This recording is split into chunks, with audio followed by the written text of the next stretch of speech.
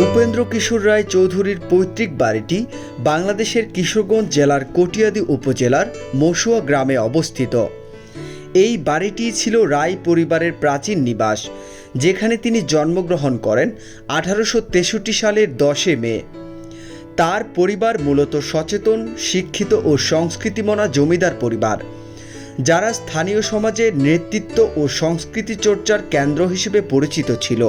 উপেন্দ্র কিশোর রায়, তার পুত্র সুকুমার রায় এবং পৌত্র সত্যজিৎ রায়, 3 প্রজন্ম ধরে তারা সাহিত্য, সঙ্গীত, চিত্রকলা, মুদ্রণ শিল্প ও চলচ্চিত্রে রেখেছেন অনন্য দাগ।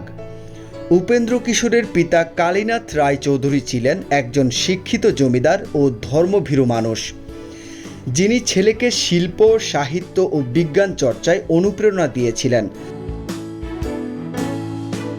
বাড়িটিতে নিয়মিত হতো পুঁথিপাঠ, গান, কবিতা, ধর্মীয় আলোচনা ও অতিথি আপ্যায়ন।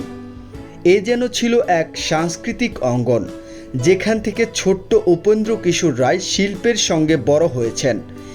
এই বাড়ির প্রাঙ্গণেই তার শৈশবের কল্পনার বীজ রোপিত হয়।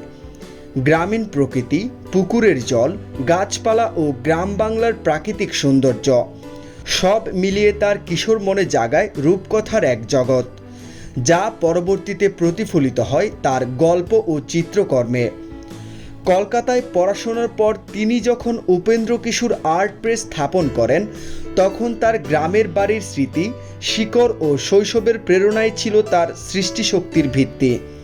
আজও এই বাড়িটিকে ঘিরে স্থানীয় পর্যটক, গবেষক ও সাহিত্যপ্রেমীরা খোঁজ রাখেন বাঙালি নবজাগরণের পদচিহ্ন।